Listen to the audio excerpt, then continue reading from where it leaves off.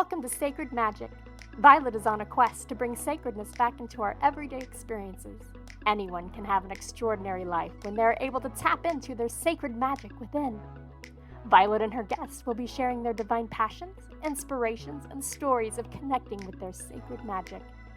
We are so happy you have joined us today. Let's get started with your host, the magical creator of Discover Your Spiritual Gifts, Vialet Rayne.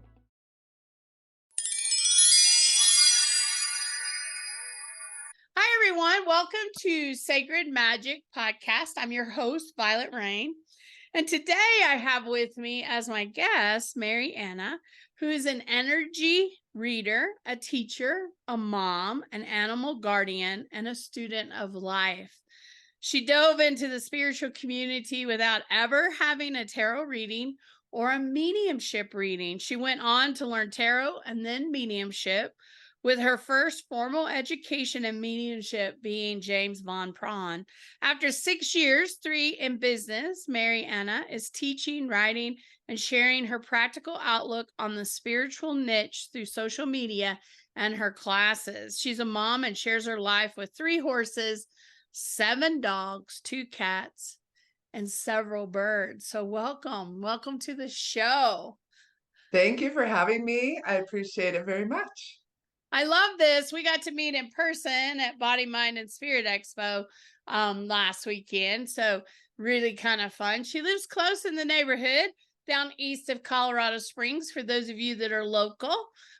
She's an animal communicator as well. So people are always looking for that. So tell me, how do you dive in to spirituality without ever having a reading? What guided you to do that? Because I am curious.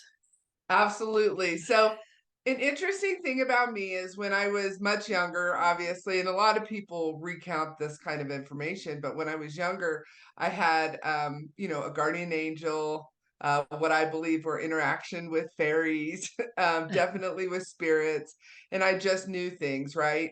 But as you get older, people shut you down with that. And then in high school, we didn't have any of this because I'm Gen X, so we didn't have mentors at the ready. We didn't have social media. So I would buy books, but I didn't know what to do with them. I bought a tarot deck, but I didn't know what to do with it. I had a little sack of runes, the RUNES. I say it weird. And so I just kind of forgot about all of that. And then fast forward, I have kids, I have horses. I did some animal communication probably about 20 years ago before everyone kind of just accepted it as, of course. And I started to read books. Life got in the way. I was having kids. So fast forward again, I leave a dysfunctional relationship after 27 years, and spirit's like, by the way, here's all your abilities, and we're just going to have you come on in and do stuff for us. And so I'm really a middle person, how they say, the messenger, if you will, and I just kind of use my abilities to help others. So I also educate. One of the things that I'm really big on is educating what people should be expecting from a medium or a psychic or an animal communicator, because we have so many different levels out there. Like, what should you be expecting? So that's kind of how I got into it. Yeah. I love that because there are folks out there that love readings, that go to readings, and just understanding that expectation of what you're receiving, because we're just tapping into the energy in that moment, and energy is constantly changing. And the one thing that people need to understand, no matter what type of reader you go to, they're tapping into your energy in this present moment where you sit right now. And Absolutely. what I find is, once you go out that door, whatever shifts have happened in your thoughts, emotions, then that's what's going to kick into what's next. So somebody could come to somebody and get a reading and say, well, my reader told me blah, blah, blah.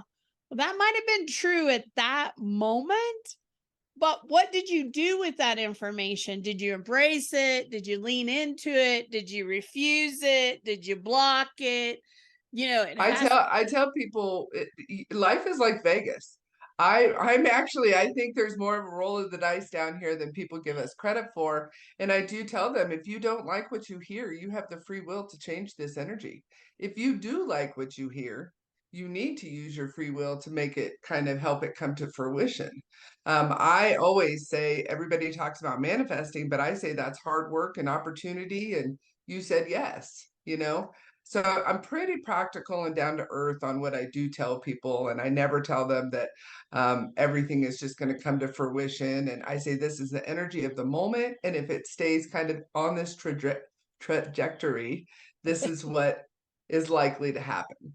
I think it does everyone a disservice when they say I predict the future. I don't predict the future. I give an energy vibe of where it's likely to go. And I love that too. What about those individuals? And I know you get these because I get them, and they're in that anxiety, panic state, and they're running to a reader to get answers. And what they, for me, at least my perspective, is when you're in that heightened emotion, it is hard to get a good read on anything because your energy's all over the place. Have you found that in your experience too, when somebody is really emotional or anxious about something? Absolutely. And I love that you brought this up. I was talking about this to my students actually last night about energy management. We don't necessarily consider our energy as something that needs to be managed, and it does. Before I became an energy reader, psychic, evidential medium, animal communicator, my energy was just willy-nilly, my energy would just vomit into the room, right? Blah, I'm here. Now I realize that we are in charge of our energy. And so when I get those people, let's take a breath. And then I also usually ask them, if you're psychic hopping, your reading is likely to be more muddled than if you're just pick a psychic that you trust and that gives you good information and stay with that person, because psychic hoppers who want to hear something specific are very often getting muddled information, and then they walk away more frustrated than if they just kind of went to maybe one, maybe two.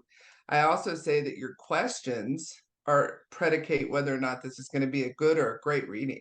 So you often see, I'm on TikTok, and you often see when we do readings, people will say, does so and so like me, and will this be a happy relationship? Well, those are two different questions, right? And so a lot of people are getting muddled readings because they're not picking the questions apart.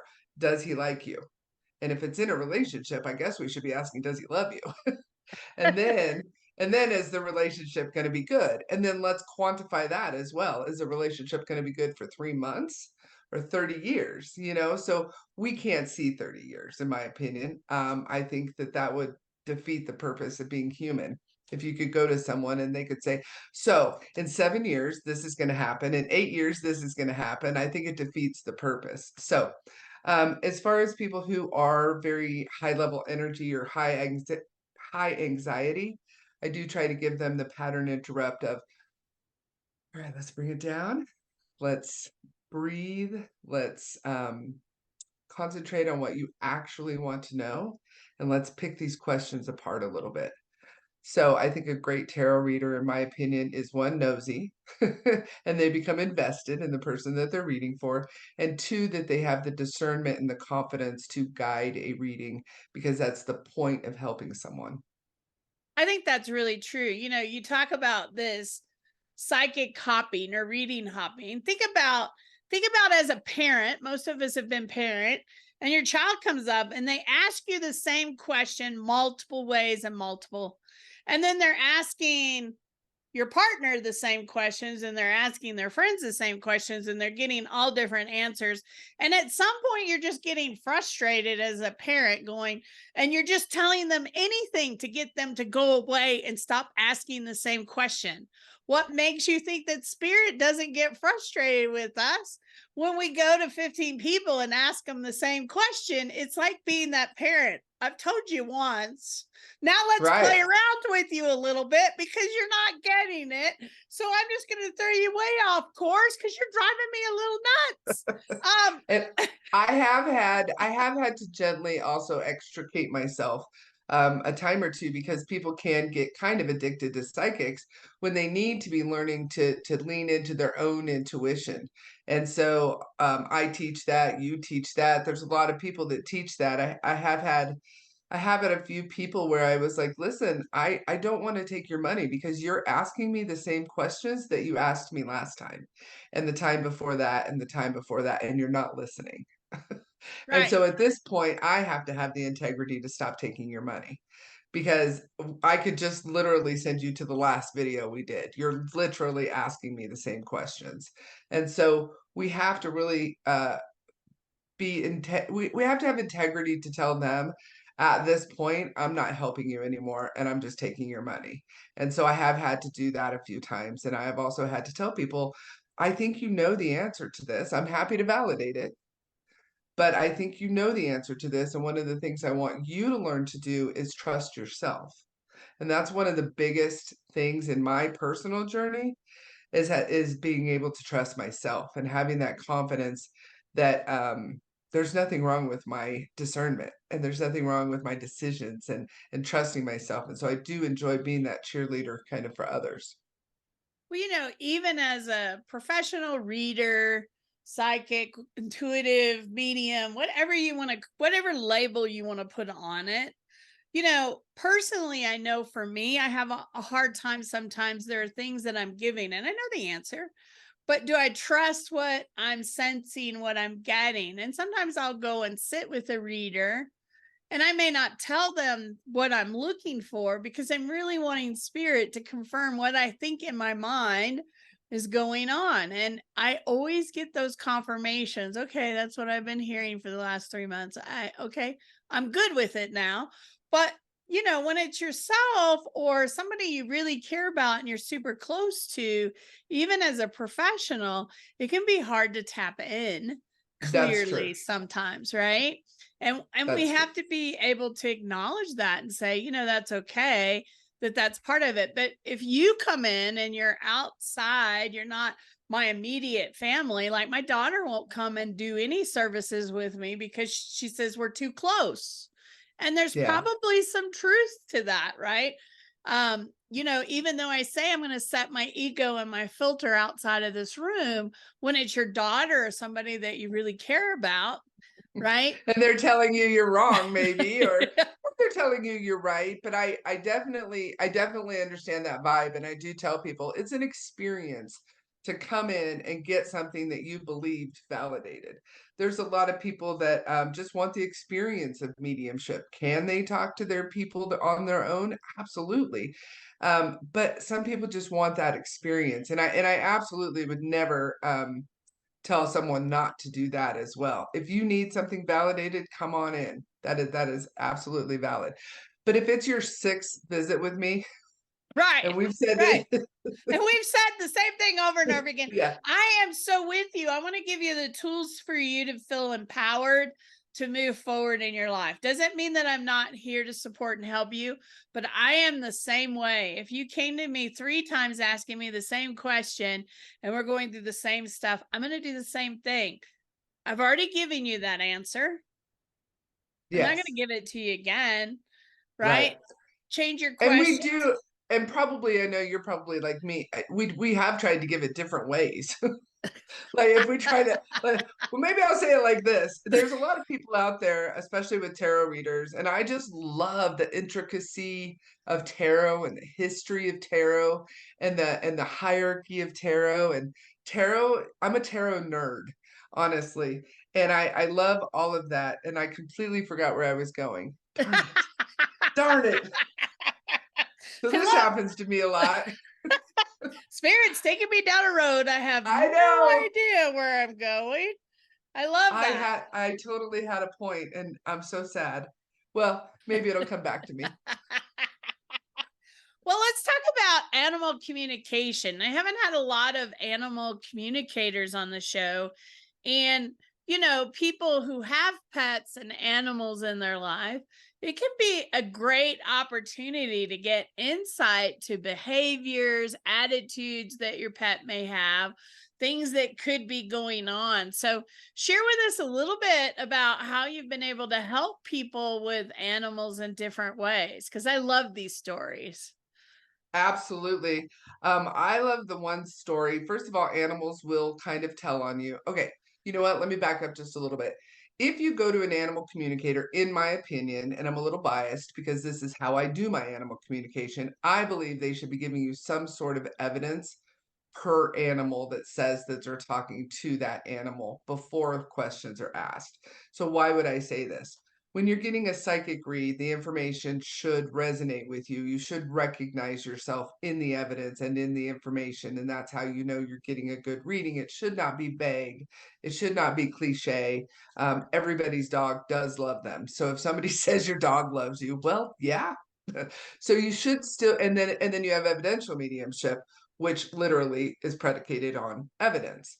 So animal communication should not be any different just by virtue of being an animal communication. In my opinion, you should still be getting some evidence that says, yes, I absolutely recognize that personality, or well, actually, that sounds like the other dog in the house. That's something else I do a little bit differently, is that I ask them who's in the house, because if I get information that's a no, but does it fit the other animal? Yes. Okay. So now I have to separate them.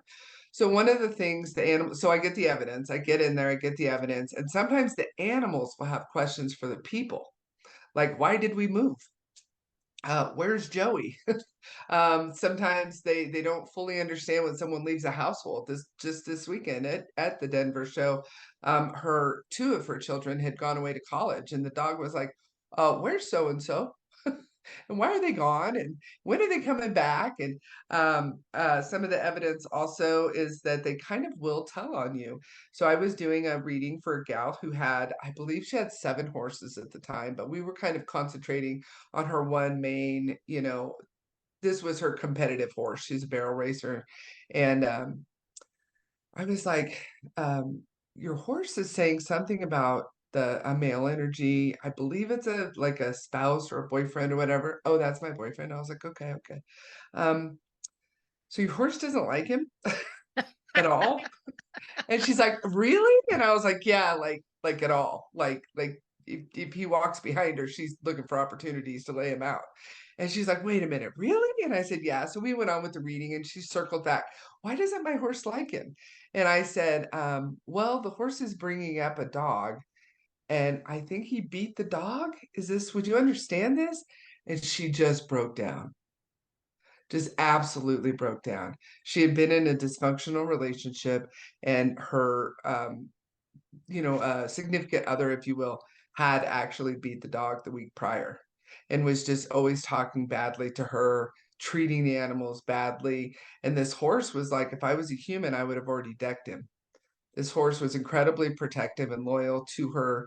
And she ended up, about 3 months later, she finally got out of the relationship that she knew she'd needed to leave for years.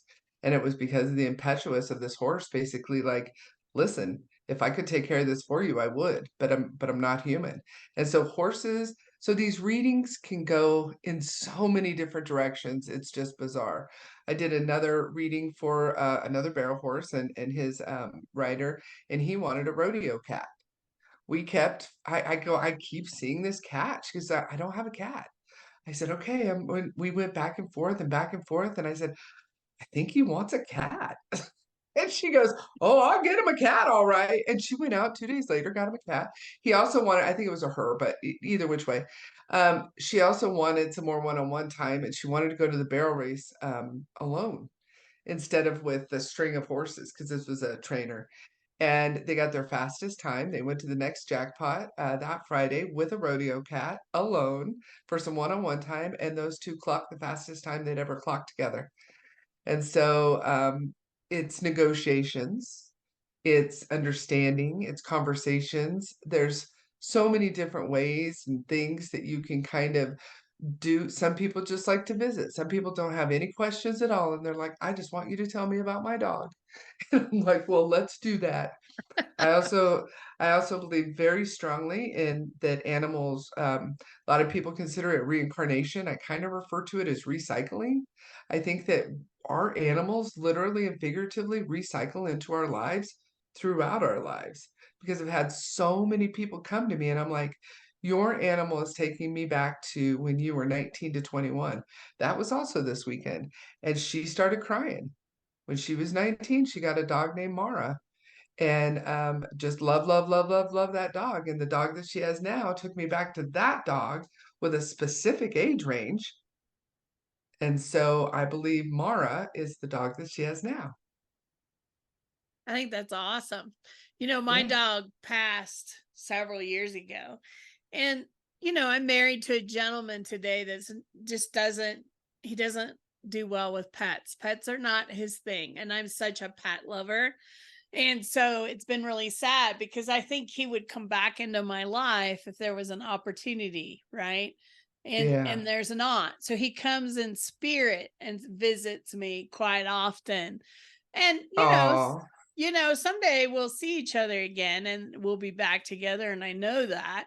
But it's really funny because the last time I saw him in spirit, and he comes around quite often, I said, "Will I see you again?" And he's like, "Maybe, maybe not, in this lifetime. We don't know." He says, "I can't come back now because we couldn't be together because I'm waiting for the right opportunity." So I really yeah, think our pets do cycle back through us. absolutely.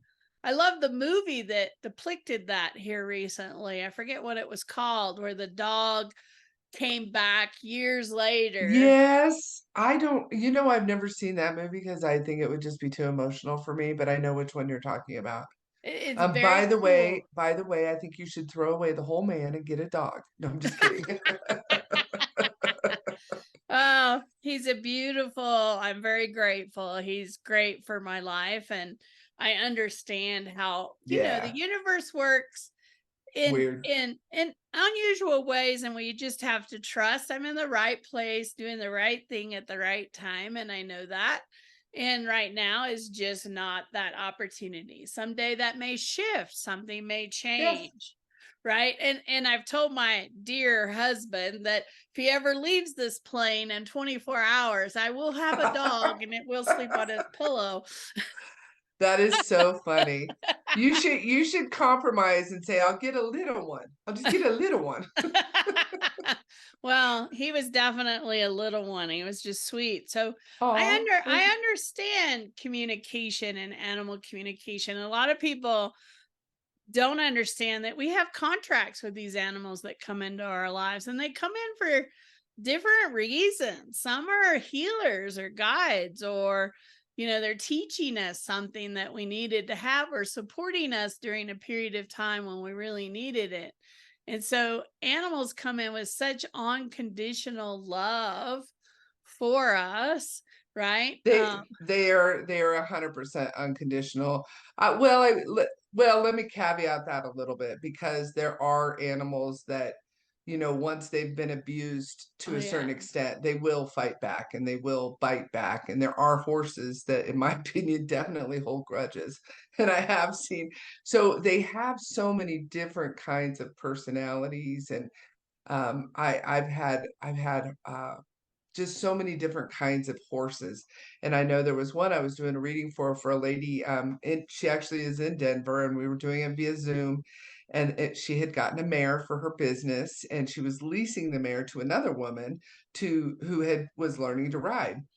And as I go in to talk to this horse, the horse pins her ears and came at me with her teeth wide open, like, ah, right? And I was like, and the horse laughed because the horse was just so sassy, and she loved being able to scare people. And so we had this whole conversation, and she had scared the woman that was leasing her. And I asked the horse, "Well, why on earth would you do this?" And she was tired of being treated like a commodity. And she was tired of people telling her that she was going to get something that never came to fruition. So she didn't trust people anymore. And so I had this whole conversation about how the woman that has you now has treated you completely differently, yes or no? And she's like, "Well, yes." Well, then you're going to have to step up and level up a little bit so that she can keep you. Otherwise, if you go down the road, who knows what the next home is going to be like? And so we had this, and it was a very in-depth, complicated conversation. And I reached out to that woman because it was such an amazing reading. I reached out to that woman probably about 3 weeks later, a month later, and I said, "Please update me." And she did. She emailed me and updated me and said that things had been going better and that her and this horse had bonded more, and that she understood the horse more, and obviously the horse understood her more. And so these are it's amazing to me, and I am still in awe sometimes at what can come through, and the conversations and the depth of what the animals not only understand but need for their own sovereignty, so. Mhm. I love that. So, talk to us a little bit about your services you offer, your classes you offer. We'll have the website at the bottom where people can find you, but just give us a little overview of some of the things that you offer. Absolutely, and thank you for the opportunity. I do teach. I do an energy reader course. I'm starting my fourth one this Thursday, so um, a few days, and this will be my fourth class. And in an energy reader course, I start off with psychic, because what happens is a lot of people jump into mediumship not really knowing that you really should be psychic and a developed psychic before you kind of jump into the next leg of the journey. And so in this class, it's a foundational class with 4 modalities. I teach 2 to 3 weeks of psychic, then I teach 2 to 3 weeks of evidential mediumship, and then I teach 2 to 3 weeks of animal communication. And then we get about 1 week of give or take. So it's a 9 to 10 week course, and we get nonverbal communication. And nonverbal communication is basically facilitating a conversation between someone who may have autism, who may be in a coma, who may have dementia or Alzheimer, Ray's syndrome. Anyone who is nonverbal, the psychic can actually facilitate a nonverbal communication between that person and their caregivers or their parents. And so we even cover that just a tiny bit, but that is less. It's mostly psychic mediumship and animal communication. And so you get handouts, you get cheat sheets, and you will be literally reading the first week. It's 2 nights for 9 to 10 weeks. A Thursday night instruction night and a Sunday afternoon circle, and that's where the gold is. And so it changes per class which nights are going to be, but I make sure that everyone gets me 2 nights a week on Zoom, very informal. You get to ask questions, and where was I going? Doggone it. Oh, the circle. If you can't get to the circle, it's not worth taking the class, in my opinion, because the circle is the gold. The circle is where you get the practice. The circle is where you get to read for other people. The circle is where I get to mentor you. Like, if you can't make it to the instruction night, you can watch the unlisted YouTube video that I record, but then you need to make it to circle. You know what I mean? And so people that think they can do this without the circle and the development and the feedback, in my opinion, they're undermining themselves and not really setting themselves up for success. And then I just am doing my first standalone animal communication class. We're about halfway through it. Just had class last night, and I'll be doing that again, probably also twice a year. So I'll stagger them. So hopefully I don't, run myself into the ground. But and in the animal communication class, again, handouts. I actually even made journals for the students. I have a evidential mediumship journal and an animal communication journal, which are available on my website also. But at the moment, they're just digital, so you would have to print them out. But I'm doing this in increments. And then, of course, I offer my own readings, which your readings can be mixed. I do not charge per person, because if I go in and do a platform mediumship reading, it's basically the same as if you and your family show up on Zoom, in my opinion. So you buy my time. I think my prices are reasonable compared to a lot of the people I see out there, and I would encourage readers to keep reasonable prices so that you can reach more people, in my opinion. But I don't charge extra to talk to extra animals. We'll talk to all your animals. If you book me for 40 minutes, I don't want to say I'm like, you book my time. And I'm just not that picky. You book time. You want to do psychic and talk to an animal and talk to your grandma? Let's go.